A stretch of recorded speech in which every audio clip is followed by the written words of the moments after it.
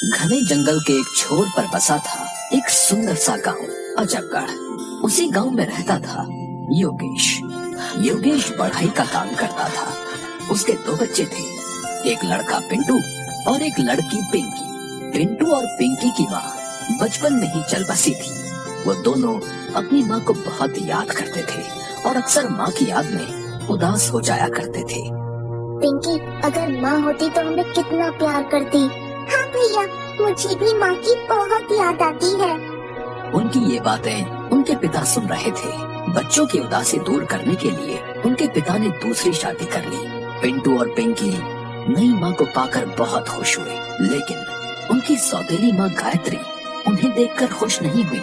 वो एक दुष्ट औरत थी। वो किसी भी तरह उनसे छुटकारा पाना चाहती थी और इसलिए हर समय नए नए उपाय सोचा करती थी।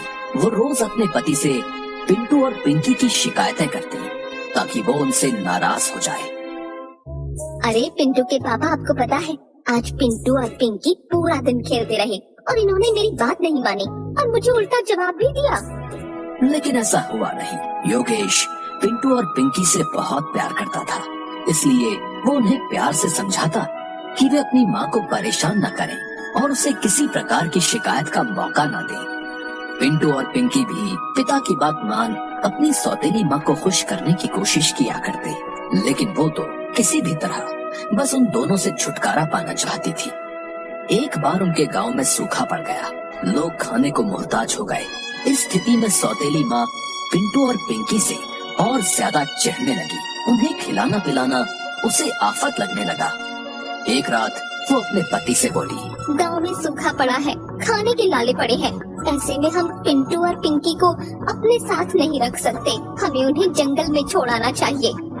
ये सुनकर पिंटू और पिंकी का पिता उदास हो गया और बोला, वो नन्हे बच्चे, मैं उनके साथ ऐसा कैसे कर सकता हूँ? कुछ तो उन पर दया करो। मैं कुछ नहीं जानती। इस समय हमें अपने बारे में सोचना चाहिए। हम खुद के खाने की व्यवस्था नहीं कर पा रहे हैं, उनकी कहाँ से करेंगे? मेरी बात मान लो, हम कल उन दोनों को जंगल में जाकर छोड़ देंगे। सौतेली माँ ने अपना फैसला सुना दिया, जिसे मन मारकर पिंटू और पिंकी के पिता ने मान लिया। इन दोनों की बातें पिंटू ने सुन ली, जो उस समय जाग रहा था। वो तुरंत घर के आंगन में गया और वहाँ कोने में रखे डिब्बे से अपने कुछ कंचे अपने पास रख लिए। अगली सुबह सौतेली माँ उनसे बोली, पिंटू और पिंकी, हम लोग लकड़ियाँ काटने जंगल जा रहे हैं। तुम दोनों भी हमारे साथ चल रहे हो। चलो जल्दी तैयार हो जाओ। पिंटू और पिंकी जंगल जाने के लिए तैयार हो गए। पिंटू ने अपने कंचे अपनी पैंट की जेब में रख लिए। फिर सब जंगल के लिए निकल पड़े। जंगल में एक स्थान पर पहुंचकर सौतेली माँ बोली, पिंटू और पिंकी, तुम लोग यहीं रुको, हम लोग दूसरी जगह से लकड़ियाँ काट कर आते हैं। उनका पिता कुछ नहीं बोला, बस उदास आंखों से उन्हें देखता रहा। फिर उनकी सौतेली माँ के साथ वहाँ से चला गया। पिंटू और पिंकी वहीं उनका इंतजार करने लगे। शाम हो गई, अंधेरा छाने लगा, लेकिन उनके माता पिता नहीं लौटे। पिंकी डर के मारे रोने लगी। तब पिंटू उसे दिलासा देता हुआ बोला, पिंकी, डरो मत, मैं तुम्हें घर ले जाऊंगा। उसके बाद वो अपने द्वारा रास्ते में डाले गए कंचों को देखता हुआ पिंकी के साथ घर चला आया।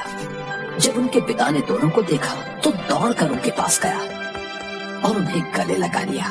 उसे अपने किए पर बहुत पछतावा हो रहा था।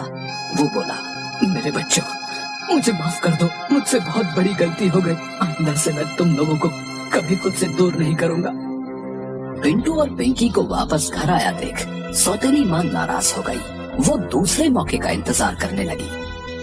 कुछ दिनों बाद जब उसका पति किसी काम से शहर गया तो वो पिंटू और पिंकी के पास जाकर बोली, चलो आज लकड़ियाँ काटने जंगल चलते हैं। पिंटू अपनी माँ की चाल समझ गया, लेकिन उस समय उसे कंचे उठाने का मौका नहीं मिल पाया। वो भागकर रसोई घर गया और वहाँ से चावल के दाने अपनी जेब में डाल लिए। इस बार सौतेली माँ उन्हें दूसरे रास्ते से जंगल ले गई। पिंटू इस बार चावल के कुछ दाने रास्ते में डालता गया। जंगल पहुँचने के बाद सौतेली माँ उन्हें एक पेड़ के नीचे बैठा कर बोली, तुम दोनों यहाँ बैठकर मेरा इंतजार करो, मैं दूसरी तरफ से लकड़ियाँ काट कर आती हूँ। पिंटू और पिंकी वहीं बैठकर सौतेली माँ का इंतजार करने लगे। शाम हो गई और फिर रात। लेकिन सौतेली माँ नहीं आई। पिंकी डर के मारे रोने लगी और कहने लगी, पिंटू अब क्या होगा, हम घर कैसे जाएंगे? जंगल में तो हमें जंगली जानवर मारकर खा जाएंगे। पिंकी, हमें सुबह तक जंगल में ही रुकना पड़ेगा। मैंने घर से यहाँ तक के रास्ते में चावल के दाने डाले हैं, लेकिन अंधेरे में हम उन्हें नहीं देख पाएंगे। सुबह होने पर हम उन्हें देखकर घर पहुँच जाएंगे। डरते डरते दोनों ने जंगल में ही पूरी रात बिताई।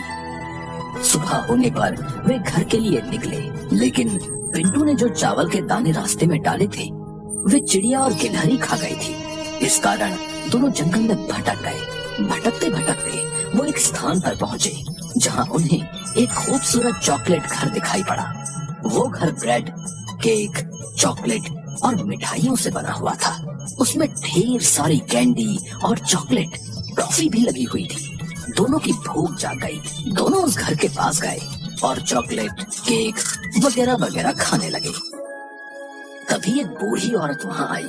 उसे देखकर पिंटू और पिंकी डर गए। डरो नहीं बच्चों, ये मेरा घर है और मैंने इसे तुम जैसे बच्चों के लिए ही बनाया है। आओ अंदर आओ, मैं तुम्हें अच्छा अच्छा खाना खिलाऊंगी। दोनों भूखे थे, इसलिए बूढ़ी औरत के साथ घर के अंदर चले गए। बूढ़ी औरत ने उन्हें ढेर सारा खाना खिलाया। खाना खाकर पिंटू और पिंकी बहुत खुश हुए। उन्होंने बूढ़ी औरत का धन्यवाद किया और उसे अपने साथ घटी सारी घटना बता दी। उन्होंने उसे बताया कि वो अपने घर का रास्ता भूल गए हैं और वे जंगल में भटक गए हैं। उन्होंने बूढ़ी औरत से पूछा, क्या आप हमें हमारे घर पहुंचा देंगी? ये सुनकर बूढ़ी औरत जोर जोर से हंसने लगी। अब तुम लोग यहाँ से कहीं नहीं जा सकते, तुम्हें यही रहना होगा। मैं तुम दोनों को खाकर अपनी भूख मिटाऊंगी। दरअसल वो बूढ़ी औरत एक चुड़ैल थी जो बच्चों को मार कर खाया करती थी। ब्रेड, केक, मिठाइयों वाला घर उसने बच्चों को आकर्षित करने के लिए ही बनाया था। उसने पिंटू को एक पिंजरे में कैद कर लिया और बोली, लड़के तू इस पिंजरे में बंद रहे, जब मोटा ताजा हो जाएगा तब तुझे खाऊंगी। पिंकी को उसने घर के काम में लगा दिया। पिंटू और पिंकी डर में जीने लगे। वो दोनों वहाँ से बाहर निकलने का उपाय भी सोचते रहते थे। एक दिन बूढ़ी चुड़ैल पिंकी से बोली, आज एक बड़े बर्तन में पानी गर्म करो, मैं उसमें पिंटू का सूप बना कर पीऊंगी। पिंकी डर गई। उसने ये बात जाकर पिंटू को बताई तो उसे वहाँ से बाहर निकलने का एक उपाय सूझ गया। उसने वो उपाय पिंकी के कान में बता दिया। फिर पिंकी एक बड़े बर्तन में पानी गर्म करने लगी। कुछ देर बाद बूढ़ी चुड़ैल आई और पिंकी से पूछने लगी, पानी गर्म हो गया क्या? मैं इतनी छोटी सी हूँ और ये बर्तन इतना बड़ा, मैं इसमें झाँक कर कैसे देखूं? आप खुद ही देख लो ना। बूढ़ी चुड़ैल बोली, ठीक है। और एक स्टूल पर चढ़कर बर्तन में झांकने लगी। तभी पीछे से पिंकी ने उसे गर्म पानी के बर्तन में धक्का दे दिया। हाय हाय, जल गई, मर गई, बचाओ बचाओ। गर्म पानी में जलकर चुड़ैल मर गई। पिंकी ने पिंटू को आजाद कर दिया। पिंटू पिंकी से बोला, अब हमें बिना देर के यहाँ से बाहर निकल जाना चाहिए। भाई, मैंने यहाँ एक मटके में ढेर सारे सोने के सिक्के और हीरे जवाहरात देखे हैं। क्यों ना हम उनमें से कुछ अपने साथ ले चलें? इससे हमारी गरीबी दूर हो जाएगी और हम कभी भूखे नहीं रहेंगे। हमारे माता पिता भी हमें घर से नहीं निकालेंगे। दोनों सोने के कुछ सिक्के और हीरे जवाहरात एक थैले में डालकर घर से बाहर निकल गए। इधर उधर जंगल में भटकते हुए वे किसी तरह शाम ढले अपने घर पहुँच। वहाँ उन्होंने देखा कि उनका पिता घर के बाहर उदास बैठा हुआ है। वे जब पिता के पास पहुँचे तो उन्हें देखकर पिता रो पड़ा और उन्हें गले लगाते हुए बोला, मुझे बच्चों मुझे माफ कर दो, मेरी वजह से तुम्हें इतनी परेशानी हुई। अब तुम्हें कोई परेशानी नहीं होगी। मैंने तुम्हारी सौतेली माँ को घर से निकाल दिया है। पिंटू और पिंकी ने अपने साथ घटी घटना पिता को बताई और उसे सोने के सिक्कों और हीरे जवाहरातों की थैली दी। उससे उनकी गरीबी दूर हो गई और वो खुशी खुशी रहने लगे।